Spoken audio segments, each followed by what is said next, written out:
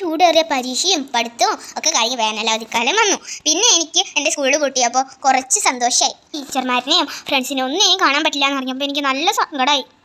പിന്നെ വെക്കേഷനൊക്കെ ആയപ്പോൾ എൻ്റെ ഫാമിലെ താറാവിന് വളർത്തലും പിന്നെ കോവയ്ക്ക് പറിക്കലും ഫ്രൂട്ട്സ് എല്ലാത്തും പറിക്കലിൻ്റെ പണിയൊക്കെ തുടങ്ങി. പിന്നെ എൻ്റെ പൂരത്തിന് എല്ലാവരൊക്കെ കൂടിയിട്ട് മുത്തിലിട്ട സാധനങ്ങൾ മാങ്ങിയും പൈനാപ്പിളും തണ്ണിമുത്തനും സ്റ്റാർ ഫ്രൂട്ടും ഒക്കെ ഞങ്ങൾ വിൽക്കാൻ തുടങ്ങി. പിന്നെ ഞങ്ങൾ ഒരു ദിവസം ബീച്ചിലേക്ക് പോയി. പിന്നെ ഒരു ദിവസം പാർക്കിൽ പോയി. പിന്നെ ഞങ്ങൾ കുറേ നേരം കടലിലൊക്കെ കളിച്ചു. പിന്നെ ഞങ്ങൾ എൻ്റെ ആൻറ്റിയുടെ വീട്ടിലേക്ക് പോയി. ആൻറ്റിയുടെ പൂരമായിരുന്നു അവിടെ. പിന്നെ ഞങ്ങളുടെ പാടത്തെ കൊയ്ത്തലൊക്കെ കഴിഞ്ഞു. മെഷീൻ വെച്ചിട്ടായിരുന്നു കൊയ്യണത്. പിന്നെ എൻ്റെ വീട്ടിൽ ചുറ്റുമുള്ള ചാമ്പയ്ക്കയും ഫ്രൂട്ട്സൊക്കെ മരത്തമ്മ കയറി പൊട്ടിക്കും. പിന്നെ ഇതൊക്കെ തിന്നുമ്പോൾ ഇതിൻ്റെ ഒന്നും ടൈം പോകണം അറിയില്ല. ഇത് ഞാൻ എൻ്റെ അമ്മയ്ക്ക് ബർത്ത്ഡേക്ക് ഉണ്ടാക്കി കൊടുത്ത ഗിഫ്റ്റാണ്. പിന്നെ ഒഴിവ് സമയം കിട്ടുമ്പോൾ ഞങ്ങൾ മീൻ പിടിക്കും, പൂക്കളൊക്കെ പറിച്ച് കളിക്കും, ഡാൻസ് കളിച്ചും പുസ്തകം വായിച്ചും ഒക്കെ ഞാൻ എൻ്റെ ഒക്കെ വെക്കേഷൻ അടിച്ചു പൊളിക്കണം. അപ്പോൾ നിങ്ങളോ?